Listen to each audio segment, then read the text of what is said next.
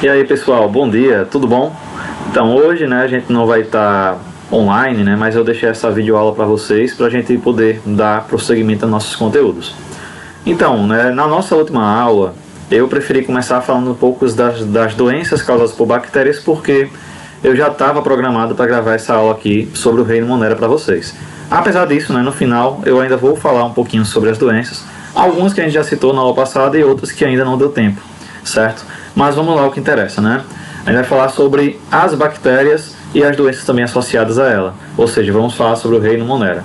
Então, primeiro, a bactéria ela é um organismo unicelular procariótico, certo? Ou seja, ela tem apenas uma célula e essa célula não tem núcleo organizado, certo? Certo?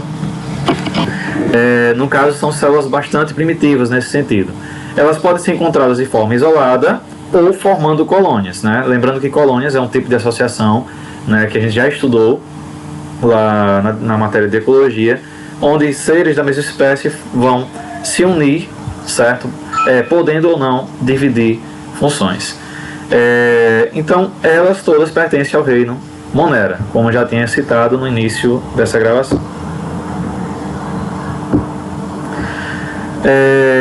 São micro-organismos sem núcleo, isso já falei aqui quando disse que eram procarióticas, e possuem como única organela o ribossomo, Lembrando que a célula procariótica ela não tem nenhuma organela membranosa, certo? Portanto, só apresenta o ribossomo.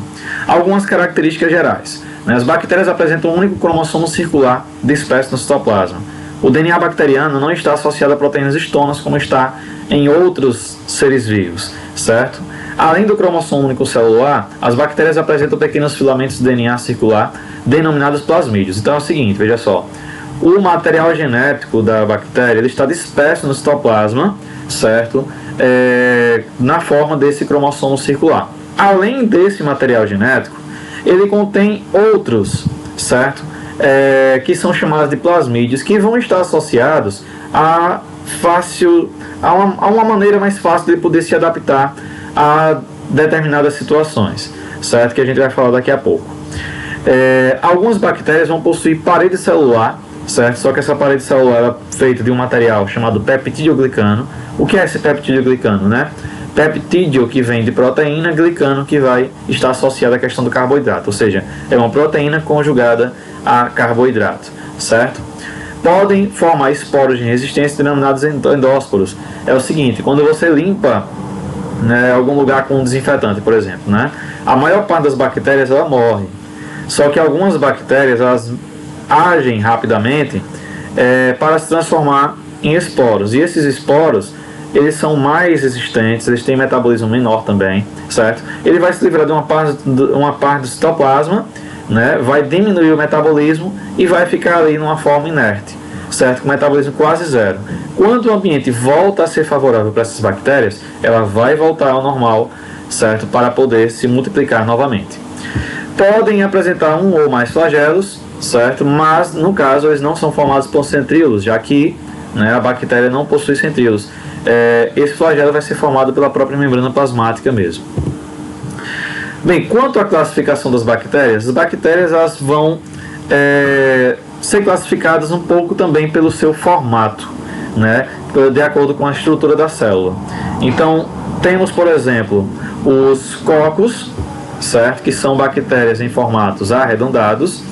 Temos os bacilos, que são bactérias em formatos de bastão. O vibrião, em formato de vírgula. Os espiroquetas, ou espirilos, que vão ter um formato meio ondulado, como se fosse uma espiral, ok? E esses indivíduos eles podem formar colônia, como eu já falei no slide anterior, formando, por exemplo, 2 cocos unidos, diplococos, uma fileira de cocos, streptococcus, em formato de castiúva, staphylococcus, certo? E isso vai se estender para os outros tipos também. Por exemplo, streptobacilo, vai ser uma fileira de vários bacilos. E um formato especial que é a sacina, que é um cubo com 8 células, como está aqui no exemplo para vocês verem.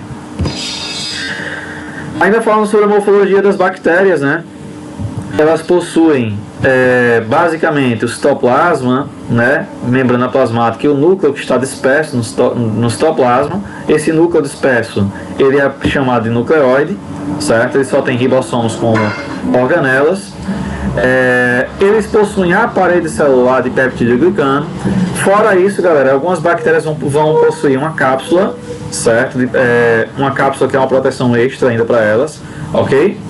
E vão possuir também pelos ou fímbrias, né, que servem também para a questão da reprodução sexuada, que a gente vai falar daqui a pouco.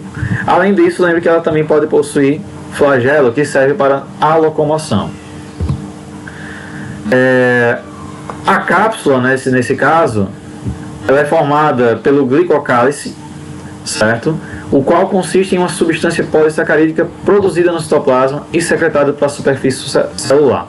Essa cápsula, né, ela serve para proteção. Ela impede que a célula seja fagocitada por células de defesa, ou seja, uma bactéria entra no nosso corpo, aí vem lá o macrófago. O macrófago é uma célula de defesa que vocês vão aprender lá no segundo ano, certo? Na segunda série. O macrófago vai tentar fagocitar, ou seja, englobar ela e engolir. Essa cápsula serve para impedir essa fagocitose. Promove a adesão de bactérias em diferentes substratos, tipo dentes humanos, trato respiratório, mucosa intestinal.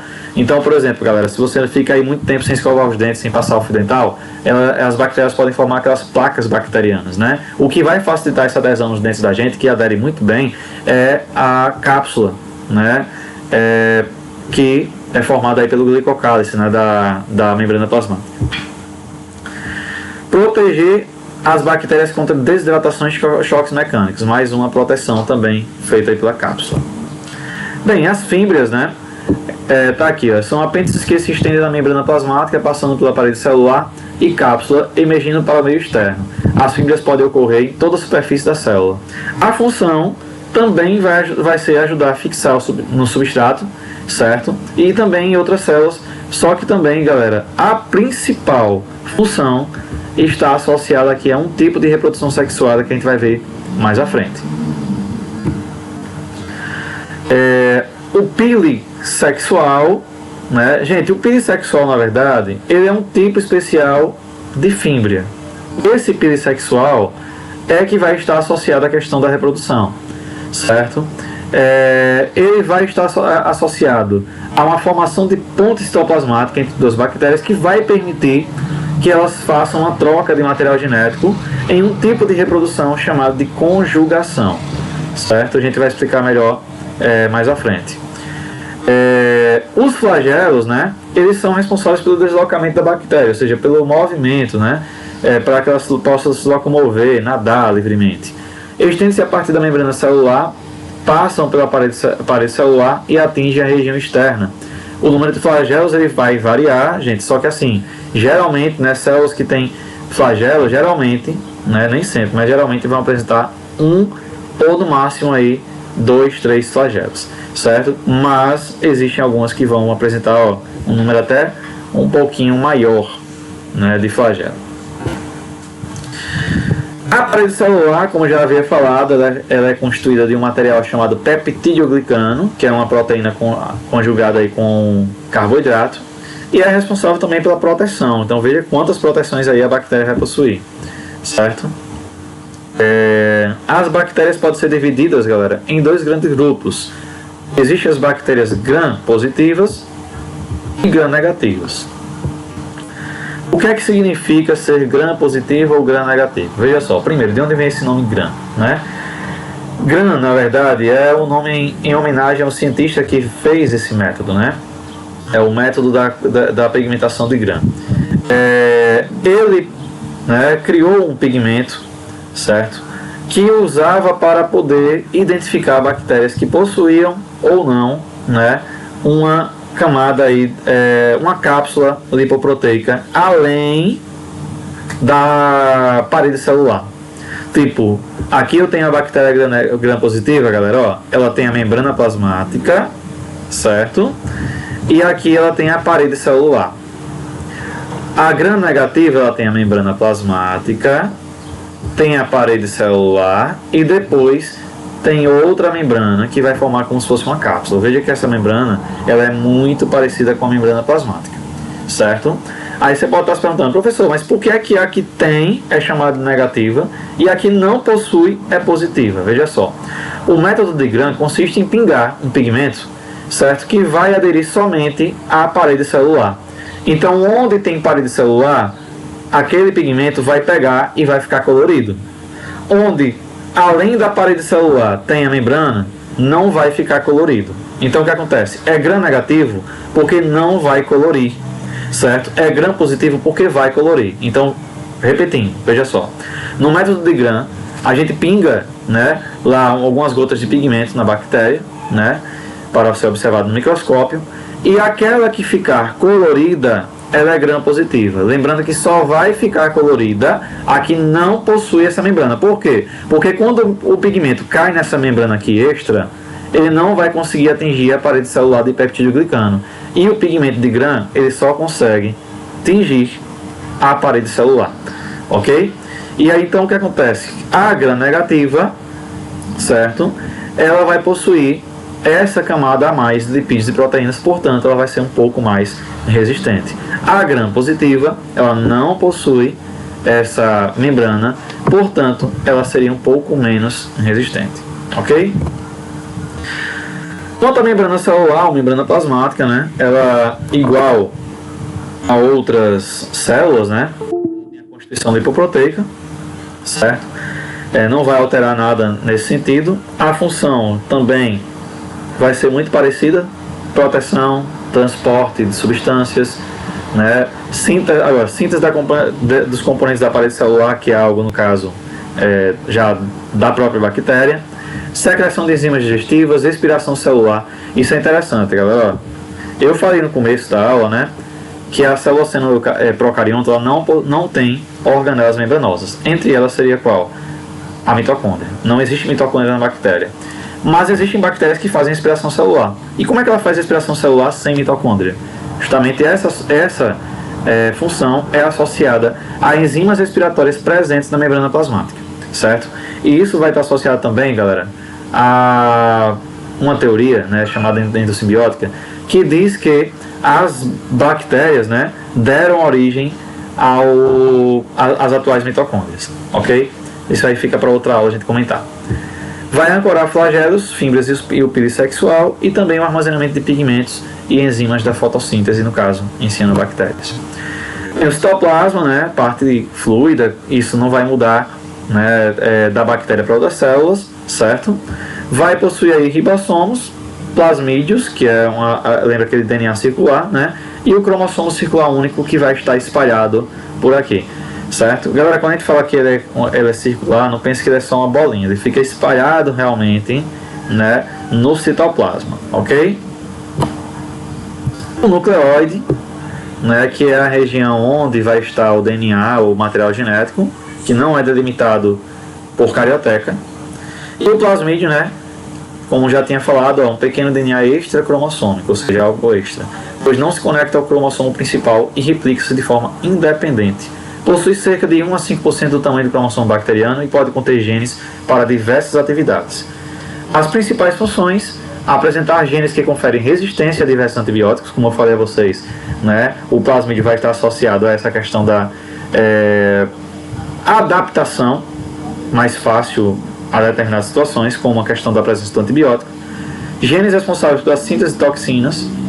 Apresenta genes que codificam enzimas que ativam a degradação de carboidratos e substâncias exóticas como tolueno, cânfora e hidrocarbonetos de petróleo. Ou seja, isso, claro, para bactérias, galera, ó, tem bactérias que conseguem digerir, vamos botar assim, plástico, só para você ter ideia. Lembrando que isso, né, é específico de algumas bactérias, certo? Nem toda bactéria possui plasmídio também, certo? Algumas bactérias não possuem plasmídio. O endósporo, como eu já falei, né, galera, é uma maneira dela poder se proteger contra situações adversas. Tipo, ele vai reduzir o material citoplasmático, ó, tá vendo? Vai reduzindo, reduzindo também seu metabolismo. E aí ela pode ficar adormecida, galera, por um tempão, até que novas condições favoráveis façam ela meio que despertar.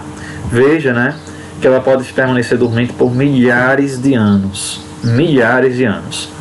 certo? Não é à toa que, tipo, às vezes, né, tem aquelas,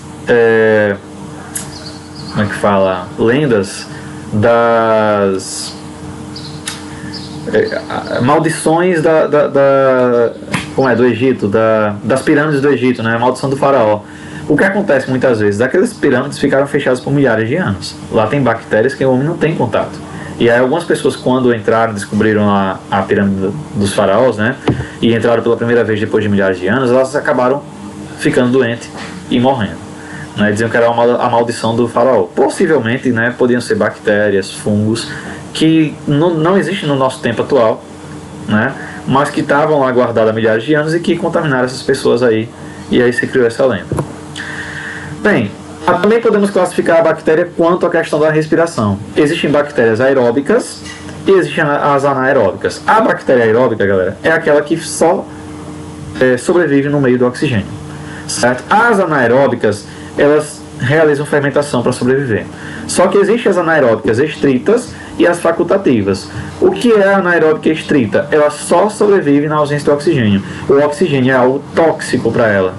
Entre exemplos, eu posso citar aqui o Clostridium tetani, que vai causar o tétano, e também a bactéria do botulismo, que eu já citei lá na aula anterior, né, que causa o botulismo. E as facultativas? É aquela coisa, se tiver oxigênio, ótimo. Se não tiver, vive assim mesmo. Certo? Exemplo, a Escherichia coli, né, que vai sobreviver tanto com oxigênio quanto também sem oxigênio. Existem as bactérias também, a classificação, galera, aliás, quanto à nutrição, bactérias autótrofas e heterótrofas, sendo que as autótrofas elas podem fazer fotossíntese ou quimiossíntese, né? Lembrando que essas bactérias quimiosintetizantes vão estar associadas ao ciclo do nitrogênio, que a gente também já viu, né, em aulas anteriores, aqui, por exemplo, as nitrossomas, certo? E as bactérias heterótrofas que vão ter, né, que se alimentar a partir de outro ser vivo, certo? Nesse caso, elas podem ser aeróbicas, né? Ou também fermentadoras, como está aqui. Elas podem ser parasitas, elas podem ser simbiontes, elas podem ser comensais, ou seja, ganha numa relação, mas não dá nada em troca, certo? Isso vai variar. Agora a reprodução, né, que eu tinha falado a vocês lá atrás do slide, que é falado pelo sexual e tal. Então vamos lá. A reprodução bacteriana, ela pode acontecer tanto de forma assexuada quanto de forma sexuada. A reprodução assexuada, que é a mais comum, ela ocorre por bipartição, ou divisão binária, ou cisciparidade. São 3 nomes para a mesma coisa, certo? Como eu já disse, biologia às vezes tem isso, né? Dá mais de um nome ao mesmo evento. Infelizmente, a gente tem que aprender os 3, por quê? Porque a gente não sabe como é que vai vir lá na questão do marca X, né? Depende muito do autor. Mas bipartição, divisão binária ou cisparidade significam a mesma coisa, ok? Bem, quanto à reprodução sexuada, ela pode ser por conjugação, transformação ou transdução. Vamos lá. Na reprodução, né, por bipartição, certo? Uma célula, ela vai aumentar o seu citoplasma, vai duplicar seu material genético e vai se dividir em 2. É como se fosse uma mitose. Eu não vou chamar de mitose porque ela não tem núcleo, certo, organizado. Então vamos chamar só de bipartição mesmo, ok? Mas é praticamente uma mitose. É uma célula que vai duplicar o material genético, vai crescer e vai virar 2. Agora vamos para a reprodução sexuada. Veja só, a reprodução assexuada, ela acontece mais comumente por quê? Porque ela é mais rápida, não demanda tanta energia, certo? Se o ambiente está bom para uma, vai ficar bom para todas. Só que a reprodução sexuada ela tem também suas vantagens, como aumentar, né, a variabilidade genética. Alguns autores não vão considerar isso aqui como reprodução sexuada, mas outros consideram. O que é que a gente vai seguir? A gente vai seguir o seguinte: eu vou considerar como reprodução. Nas questões não vai perguntar se é ou não reprodução. Ela vai perguntar apenas se você sabe, se você conhece a transdução, se você conhece a transformação e se você conhece a conjugação. E é o que interessa pra gente. O que é transdução? Gente, transdução é tirar uma coisa de um lugar e colocar em outro. E isso acontece com a ajuda do bacteriófago, nosso amiguinho que já estudamos lá nos vírus, ó. Bacteriófago é o vírus de bactéria. Né? Durante a reprodução, né, do bacteriófago, lembra que ele vai aderir o material genético dele ao material genético da célula e vai destruir? Então, o que acontece? Muitas vezes, parte do DNA bacteriano ele vai aderir ao DNA viral. E aí, né, ele vai permanecer latente em alguns vírus. Esse vírus de bactéria, ele vai infectar outra célula, e aí o DNA bacteriano da célula morta acaba parando nessa nova célula. Como algumas bactérias têm mecanismos de defesa contra o vírus, né, ele vai perceber que o vírus está ali, ele não vai deixar o vírus fazer aquele ciclo lítico e vai pegar aquele pedaço de bactéria que veio emprestado, né, e vai se transformar em outra coisa. Ou seja, é uma reprodução sexuada. Porque reprodução sexuada é o quê? Mistura de material genético. Misturou material genético de uma bactéria com outra. Portanto, reprodução sexuada. A transformação é o seguinte. Tem bactérias, né, que costumam pegar fragmentos de DNA de bactérias mortas. Tipo, ela vê uma bactéria morta ali, né, e vai aderir a esse material genético da bactéria morta. Como é que ela vai pegar? Gente, aí é onde ela vai usar o pele sexual. Ele vai capturar esse DNA com o pele sexual. Vai puxar para dentro, né? Vai aderir, ó. E aí quando essa bactéria se dividir, ela não vai ser mais igual, porque ela teve mistura de material genético aí. Através disso aqui, galera, as bactérias podem ganhar características de outras bactérias. Por exemplo, digamos que eu tenho dois tipos de bactéria. A bactéria aqui, ela é causadora de uma doença. E essa não. Certo? Essa não causa doença. Vou dar outro exemplo, fica melhor de entender. Essa bactéria aqui, ela é resistente contra um antibiótico. E essa não. Quando essa bactéria morre, o material genético dessa bactéria vai ficar disperso no citoplasma. E aí o que acontece? Essa bactéria que sobrevive pode pegar um pouco desse material genético e aí adquirir, no caso, um pouquinho dessa resistência. Só para você ter ideia. Quanto à questão da conjugação, né, é o seguinte, vai envolver duas bactérias vivas. Elas vão chegar, uma perto da outra. Uma tem plasmídio e outra não. A que tem plasmídio é chamada de positiva, a que não tem é chamada de negativa. Essa positiva também pode ser chamada de macho e essa de fêmea, certo? O que acontece? Elas vão criar uma ponte citoplasmática com a ajuda do pele sexual, certo? E aí parte do plasmídio dessa vai passar para essa. Houve uma troca de material genético, porque o plasmídio também é material genético. Elas vão se separar e aí as duas saem no caso, diferentes. Lembrando o seguinte, galera, essa é macho e essa fêmea. No final, eu tenho duas bactérias macho. Esse macho é entre aspas, né? Porque bactéria não tem sexo de verdade, ok? Alguns exemplos também da importância da bactéria, né, galera? A gente sempre fala de bactéria, sempre pensa que bactéria é uma coisa ruim, mas na verdade, a maior parte das bactérias elas vão trazer benefícios. Aqui eu botei a importância da bactéria.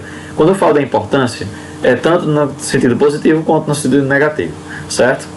Primeiro, decomposição da matéria orgânica morta, né? As bactérias saprófagas, saprofágicas ou saprófagas. Imagine se não tivesse bactéria decompositora, tudo que morresse ficasse inteiro. A gente não tinha mais lugar no mundo para pisar, era só coisa morta, né? Tudo que morre é decomposto, sem contar, galera, que isso aí, né, é até balela, mas vamos lá. A bactéria decompositora, ela recicla a matéria. Ela faz com que a matéria que está no corpo dos seres vivos, quando morrem, volte ao solo para ser reaproveitada por outros seres vivos, certo? Tipo, um animal morre, é decomposto, vira nutrientes para uma planta. Essa planta vai crescer, vem o boi, come, vem a gente, come a carne do boi, a gente pega aquele material e a gente vai morrer um dia também e vai voltar. Tipo, é um ciclo de nutrientes, como vocês já viram, como nós já vimos lá na cadeia alimentar. São agentes causadores de doença, eu já falei de algumas na aula passada, vou falar de outras hoje, né? Participa do processo industrial na fabricação do queijo, de iogurte, fermentação de bebidas alcoólicas. Participa do ciclo de nitrogênio, que eu já falei lá, as nitrossomas, por exemplo. Disponibilizam nitrogênio atmosférico para as plantas, aquelas que são fixadoras de nitrogênio nas leguminosas. Usadas aí na biotecnologia. Como assim, professor? Né? Algumas bactérias, elas são usadas, né, para a gente poder fazer recorte do DNA, né, com algumas enzimas de restrição que existem nelas. E aí algumas bactérias elas são usadas inclusive, galera, hoje para fabricar, por exemplo, insulina, né? Mas aí é um papo para outra aula porque vai envolver biotecnologia e a gente não vai conversar, né, sobre isso nessa aula. Usadas também na biorremediação, né, que é a utilização de micro-organismos para recuperar áreas poluídas. Como eu falei, algumas bactérias elas que são capazes até de digerir plástico, né? Isso é apenas um exemplo, viu? E aí agora vamos terminar de falar um pouco sobre aquelas doenças, né, que a gente já tinha falado. Eu vou dar uma revisada naquelas que a gente já tinha falado e vamos falar de outras. Bem, gente, eu já tinha falado da cólera, né? A cólera é uma doença que já foi um problema muito sério mundialmente. Hoje ainda é um problema em algumas comunidades, mas, né, é algo que muito controlado hoje em dia. Causada pelo vibrião colérico, certo? Ela é transmitida através de água e alimentos contaminados com fezes dos doentes. Os sintomas, né? O principal para mim na questão é a vômito e diarreia. E aí o que acontece? Quando você sabe que tem vômito e diarreia, você já sabe que vai ter desidratação, certo? Desidratação severa. Tem pessoas que chegam a colocar sangue pelas fezes durante a diarreia. Tratamento de doença bacteriana em geral vai ser o uso de quê? Antibiótico, com exceção de algumas que vão causar doenças por causa das toxinas que liberam. Aí tem que também ter a antitoxina, né? Como por exemplo o tétano, né? E o botulismo, ok? Apesar de que o tétano também vai ser tratado também com um antibiótico, né?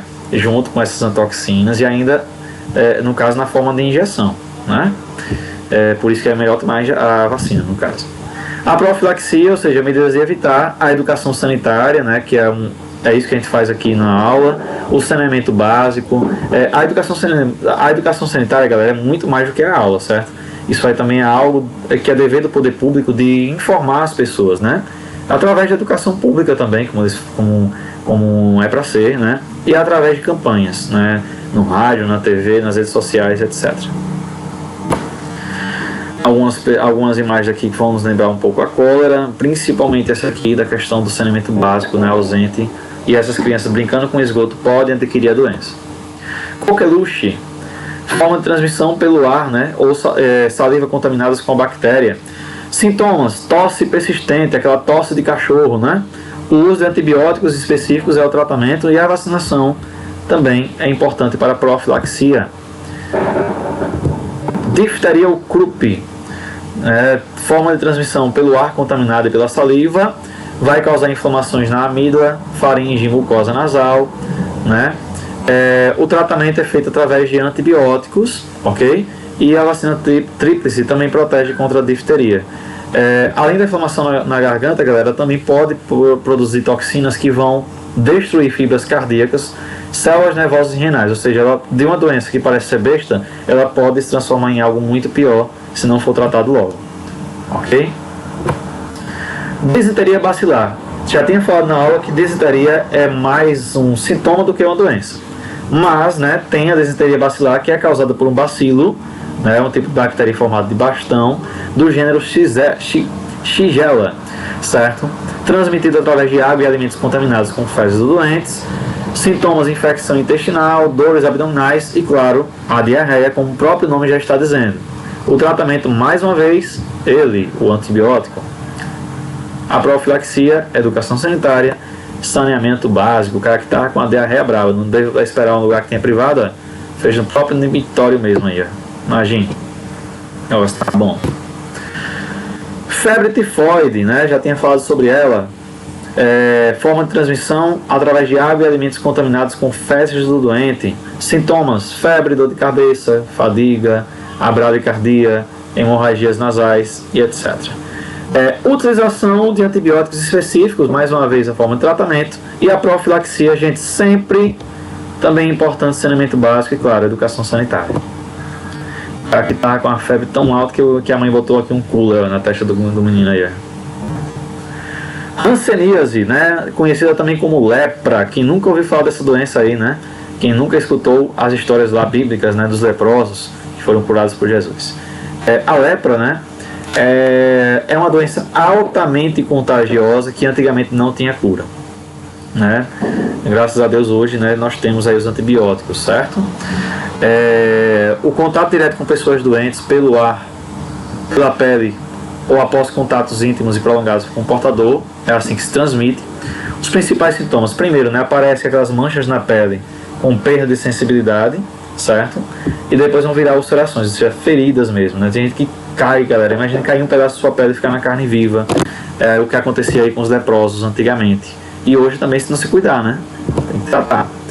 Meningite bacteriana é quando uma bactéria vai inflamar a meninge, certo? Que é uma proteção que existe, né, nos nossos nervos, ok? Principal sintoma: rigidez muscular nessa região aqui principalmente, né? Inclusive, uma das coisas que fazem quando a gente chega no hospital para ver se tá suspeito que tem meningite, né, tenta baixar aqui para ver como tá a rigidez da nuca. Dores de cabeça forte também, galera, diarreia, vômito, convulsões, entre outras aí, podendo chegar, galera, à morte, ó, né? Isso não chega à morte, pode deixar com sequelas, então cuidado. Existe vacinação, só que essa não é gratuita, né? Essa aqui deve ser paga, infelizmente. Um preço salgadinho, mas que vale a pena, né? No caso de suspeito de ter um surto na região, por exemplo. Use antibióticos intravenosos para o tratamento. Aí a meninge, ó, certo, pessoal, que protege nosso sistema nervoso central e periférico. Leptospirose, doença transmitida através da urina do rato, principalmente, mas também, né, alguns cães, mas é principalmente o rato, certo? Por isso que não se deve brincar com esgoto, é mais uma, né, motivo para não se brincar com esgoto. Galera, numa questão de biologia, você viu lá falando de rato e enchente, né? Teve uma enchente e tal, aí tinha esgoto e tal, citou rato, citou esgoto, citou enchente, geralmente vai estar associado à leptospirose. Por quê? Porque os ratos vivem nos esgotos, né? E aí quando a água do esgoto transborda, né, e algumas pessoas entram em contato com essa água nas enchentes, né, geralmente algumas pessoas adquirem a leptospirose, certo? Sintomas como calafrio, febre alta, dores articulares, lesões no rim, icterícia, né, que é a pele amarelada, no caso, junto com a anemia, no caso, na verdade é a mesma coisa, né? Quer dizer, está associado, não é a mesma coisa não, mas vai estar associado, ok? A pele amarelada e a anemia, no caso, vamos lá. O uso de antibióticos é o tratamento, e a profilaxia, educação sanitária, saneamento básico, evitar, né, o entupimento de esgotos, né, e etc. Aí associado, ó, as enchentes, sempre associado à leptospirose. Botulismo, né? Gente, o botulismo, a gente já citou na aula passada, é causado por uma bactéria anaeróbia estrita, ou seja, aquela que não vive na presença do oxigênio, portanto, sempre a toxina dela vai estar associada ao interior do alimento, nunca à superfície, ou quase nunca pelo menos, porque na superfície pega o oxigênio e a bactéria não vai resistir. Também associada à questão de enlatados, né? Lembra que eu falei? Não se pode comprar enlatado amassado, né? É sinal de que tem ação bacteriana dentro daquela latinha. Principais sintomas: paralisia muscular e dificuldade respiratória, né? O lado bom, no caso da toxina, né, botulínica, é porque ela pode ser usada como botox, né, para eliminar algumas rugas, certo? Lembrando que tem que ser aplicado, né, sempre moderadamente, né, porque a gente está falando de uma toxina que pode te matar, né? Então a aplicação tem que ser feita corretamente e em doses recomendadas. O tétano, também causado por uma bactéria anaeróbia estrita, ou seja, daquela que morre na presença do oxigênio. Galera, a bactéria do tétano, ela fica geralmente em locais que estão oxidados, ou seja, que perderam oxigênio. Cria-se uma microatmosfera naquele ferro enferrujado sem oxigênio. Aí você se corta. Geralmente, galera, o corte para se pegar tétano tem que ser profundo, geralmente. Por quê? Se for superficial, né, na superfície da pele, o que vai acontecer? Mesmo que a bactéria do tétano esteja ali, ela não vai resistir ao ar da atmosfera que topa aqui. E o ferimento profundo, aí esse sim é perigoso. Então, se você sofrer um ferimento profundo né, imediatamente tem que se procurar o hospital, principalmente se você não tomou a vacina antitetânica, né, que tem que tomar, é válida por 10 anos. A rigidez muscular provocada aí pelo tétano, né? Aqui uma imagem antiga mostrando como era representado antigamente, né? As pessoas com tétano, o corte. Aqui, apesar de que aqui parece ser superficial. Tuberculose, né? Ou uma doença que matou muita gente também no passado, quando não existia ainda nem vacina, né? E também não existiam os antibióticos. Transmitida pelo ar contaminado, né? Então a tosse constante, né, muitas vezes com sangramento é muito comum, e aí isso acaba espalhando a bactéria para poder infectar outras pessoas, certo? O tratamento vai ser através de antibióticos, e a vacinação, né, é a melhor medida preventiva contra a tuberculose. É o pulmão da pessoa com tuberculose. E a pneumonia? A pneumonia ela pode ser causada tanto por bactéria como por vírus, né? No caso da bactéria, são os Streptococcus pneumoniae, forma de transmissão pelo ar, sintomas: infecção pulmonar aguda com calafrios, febre, dor nas costas, tosse e expectoração sanguinolenta, ou seja, tosse pode sair sangue também. Gente, é uma dor muito forte no peito também quem tem pneumonia, porque pesa muito no peito o catarro, aquele muco, né, acumulado no peito. Tratamento por antibióticos, a vacina ainda é pouco eficiente, né? Então deve-se tomar cuidado, né? Muitas vezes você pega uma gripe ou até o coronavírus, e aí uma bactéria oportunista como essa, ela entra em você porque você está fraco, e aí ela causa pneumonia e acaba te matando, certo? Então deve ter muito cuidado, principalmente quando está doente, né, com alguma doença respiratória. Sífilis, que é um IST, né, transmitida pelas relações sexuais, né, 3 estágios, como eu já tinha falado. O primeiro aparece manchas ou ulcerações na região do genital, o segundo na pele, né, no corpo todo, e depois pode atingir também o sistema nervoso, podendo levar a pessoa à morte. Lembrando que usar camisinha sempre é importante nas relações sexuais. Aí algumas imagens para vocês verem, né, e lembrar: camisinha evita isso, ó. Camisinha evita isso aí, então cuidado. Sexo sem camisinha. E a gonorreia, que também já falei com vocês, né, transmitida pelas relações sexuais, é também um IST. Vai causar ardência urinar, corrimento amarelado na uretra. Geralmente é mais visível no homem do que nas mulheres, como está aqui. Galerinha, por hoje é só, né? Quer dizer, por hoje é só de vídeo aula, mas ainda tem atividade que vocês vão fazer, né, no resto do nosso horário, ok? Então façam a atividade, né? Tirem foto e mandem aí no link do Google Forms que eu vou mandar, ok? Valeu e até mais. Além dessa atividade, não se preocupe, vai ter um pouquinho mais. Tchau.